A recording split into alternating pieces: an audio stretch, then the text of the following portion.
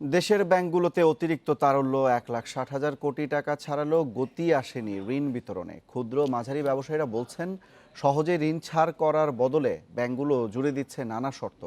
ঋণ প্রাপ্তির জটিলতায় করোনার ক্ষতি সামলাতে বিপাকে পড়ছেন তারা। আর ব্যাংকগুলোকে অলস টাকা না রেখে বিনিয়োগ বাড়ানোর পরামর্শ দিয়েছেন বিশ্লেষকরা। কেন্দ্রীয় ব্যাংকের তথ্য অনুযায়ী এবছর আগস্ট মাস শেষে দেশের বাণিজ্যিক ব্যাংকগুলোর অতিরিক্ত তারল্য বেড়ে দাঁড়িয়েছে 1,60,967 কোটি টাকা। সরকারের প্রণোদনা, আমানত বেড়ে যাওয়া, রেমিটেন্স আয়ে রেকর্ড সহ নানা কারণে বেড়েছে তারল্য। শুধুমাত্র রাষ্ট্রায়ত্ত বাণিজ্যিক ব্যাংকগুলোর অতিরিক্ত তারল্য বর্তমানে 53,500 কোটি টাকা। তবে ক্ষুদ্র ও মাঝারি ব্যবসায়ী নেতাদের অভিযোগ, ব্যাংকগুলোর কাছ থেকে কাঙ্ক্ষিত ঋণ পাচ্ছেন না তারা। সহজে ঋণ প্রাপ্তির বদলে পূরণ করা লাগছে ব্যাংকের নানা শর্ত। সাধারণ একটা ব্যবসায়ী ভালোভাবে ব্যবসা করার জন্য যে লোনের জন্য যায়, দেখা যায় কি তার এটা লাগবে, ওইটা লাগবে, এটা লাগবে, এটা নানাবিধ অসংখ্য অজুহাত। লোন দেওয়ার যে নিয়মগুলা সেটা যদি সহজতর করা হয় তাহলে আমার ব্যবসায়ীরা সেই লোন পেতে পারবে। তবে ব্যাংক সংশ্লিষ্টরা বলছেন, ঋণের জন্য সব নীতিমালা মেনেই আবেদন করতে হবে ব্যবসায়ীদের। এছাড়া ব্যাংকে তারল্য বাড়লেও তা যে কোনো সময়ে কমে যেতে পারে। গভর্নমেন্ট যে নীতিমালা করেছে সেইটার বেসিসে বাংলাদেশ ব্যাংক নীতিমালা করেছে, সব ব্যাংকগুলো নীতিমালা করেছে।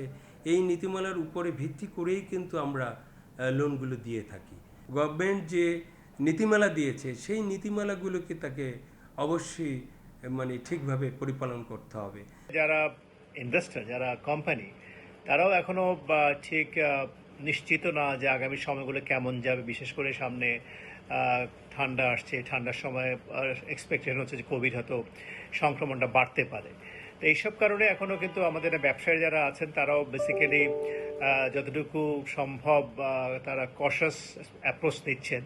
সেই সব কারণে আমার কাছে মনে হয় এখনো লোনের হচ্ছে না। এদিকে করোনা পরিস্থিতিতে সরকার ঘোষিত প্রণোদনার টাকা বিতরণে গতি বাড়ানোর তাগিদ দিয়েছেন বিশ্লেষকরা।